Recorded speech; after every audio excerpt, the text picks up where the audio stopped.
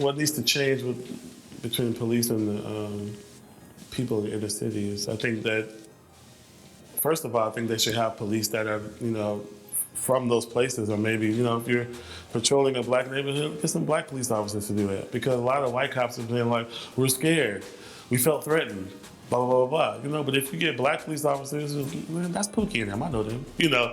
They develop a rapport and they can kind of actually help and kind of mentor in a way because they know what that is.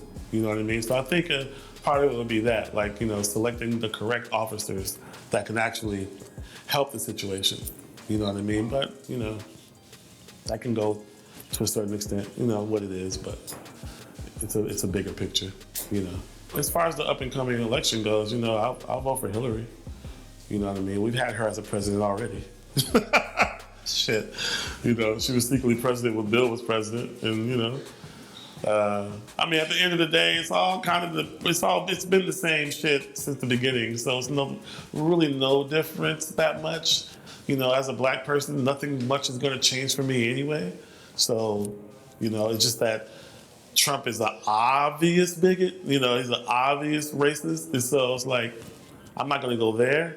Even though I do applaud him for being obvious and just being like, fuck it. Because the underlying people are the ones you gotta worry about too, But as far as that goes, it's pretty much been the same. It's never worked out for us anyway, so. Race relations, improving it is weird to me because what are you talking about improving it? Like, how do you improve people just not liking you because you're black? That's a problem they have. Like, that's your problem, that you don't like me because I'm black. So I don't know what all this, we gotta do something, we gotta, let's make some songs, let's do this and this and this to try to change their mind. I don't know if that's gonna happen because that's in their heart. That's in their hate is in their heart, you know what I mean? And, it's so funny that people always say, you're pulling the race card.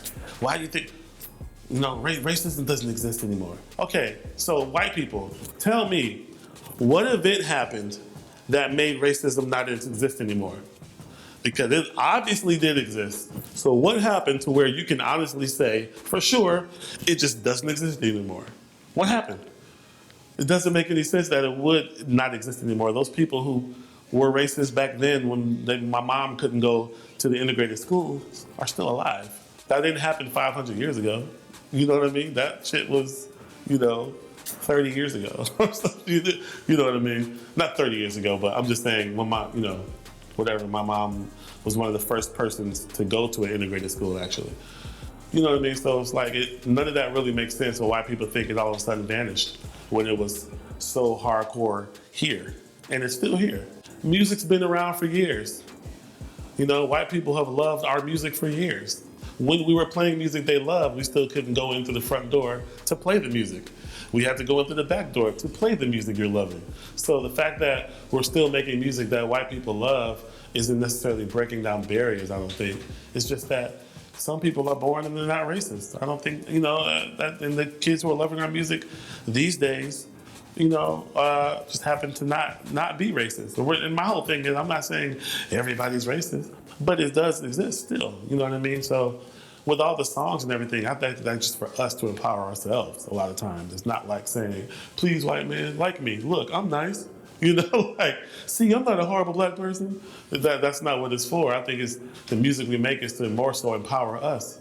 You know what I mean? And so we can have our head on straight and know what we got to do to keep it moving. You know what I mean? But, the music's always been around, and we've always been at the head of making the best and largely embraced music in the world. My biggest concern is just like, my son being able to walk to the damn store by himself. Simple stuff, nothing big. Me and my son being in the car and I get pulled over. Nothing big. There's almost no formula because there's too many situations where people abide and be extra nice to the police and still end up dead. And that's all on video. So there's no formula that you can go by now to say, if you do this, you're gonna be alive. If you get pulled over because you got a lamp, a light out, whatever, you might not walk away from that. And that's a real thing, and that's a horrible thing to actually have to think about. You know what I mean? So I think about everything different because of my son. I want Kendrick Lamar to be remembered as, when it's all done, and over with.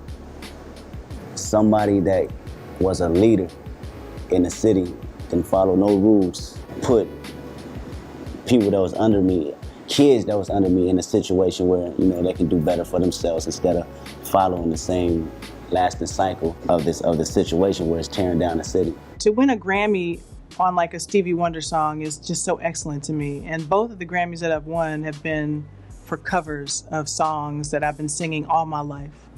And so I was really proud to be a part of that. He runs by and he says something crazy to my background singer. We heard him say it, but it was like a blur. So we kind of stopped and we looked and we said, yeah, whatever. And we kept on. So we're talking and this dude runs by again. This time he smacks my background singer on her ass. Man, we worked so hard on that music, bro.